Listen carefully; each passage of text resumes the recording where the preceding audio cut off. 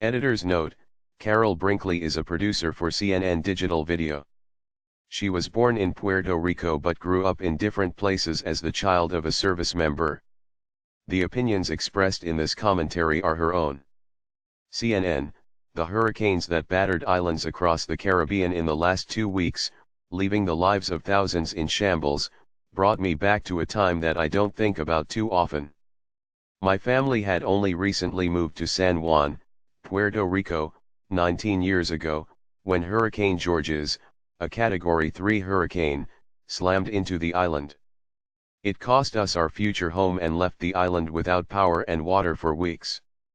Time has passed, and though we now live in a world with more advanced technology with access to smartphones and wireless devices, people struggling on the island today in the wake of Irma and Maria are sure to face many of the same basic problems we did back then. Puerto Rican authorities said they may not get power back for 4 to 6 months. I fear for the well-being of my elderly grandmother in Guaynabo, outside of San Juan, where the lack of a generator and access to power and water make the heat potentially dangerous. I remember those challenges well. I was 13 years old when Hurricane Georges hit. But I can close my eyes and picture myself helping my parents put up the hurricane shutters at my grandparents' house. I can see my grandparents, parents, brother, and sister huddling inside together while the storm hit. When the power went out, we sat in the dark, listening to the screeching of the wind and the sound of debris flying around and hitting things outside. It was a sleepless night. The next morning, we discovered that the destruction from the storm was monumental. Countless trees and power lines were down. Rivers had flooded into roads, and you couldn't tell where either began or ended. Broken pieces of wood from patios lay on the ground next to shattered glass from car windows. Everywhere you walked, there were palm trees sprawled across the ground. It made driving impossible. When the hurricane hit, we were living with my grandparents and had been planning to move into our own home that week. The house we were moving into ended up with a collapsed roof and flooding, making it uninhabitable. What came next was even harder. The aftermath was worse than that one sleepless night. We were cut off from the electric grid and water supply for over 3 weeks. My family was lucky enough to have a generator that supplied power. I was only a child, but I knew by the look of the 3 large fuel tanks that my grandfather had prepared well for the storm. He was able to provide power to 2 other neighbors. We also had access to a limited amount of water via a large cistern. We would collect the water and boil it on the stove, powered by the generator, to use for bathing and cooking. Eventually, we ran out of that water and had to find other ways to get some. I attended school on a military base with its own water system.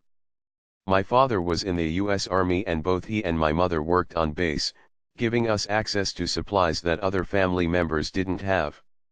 Once the roads were partially cleared, my family spent weeks driving through debris every day to the base for showers and to bring water and food home for the family and for our neighbors. Back then, for our family, life carried on amidst the destruction, as it will likely do for many struggling now after Maria and Irma. Businesses opened up but without power, and employees would do everything manually, without the use of computers or technology. Receipts were given out by hand. Cash was king, and physical conditions in stores and buildings were uncomfortable at best. Schools reopened, and for weeks we attended class without access to air conditioning or fans. This is on an island where in September, temperatures in the high 80s and low 90s are normal. When it became too warm in the classroom, we would sit in the hallway with the doors opened on each side so students and teachers could stay shaded but cool down with the breezeway. Access to food and fuel for the generator were limited. We didn't know how long it would last and if we could get more, since we were sharing with neighbors.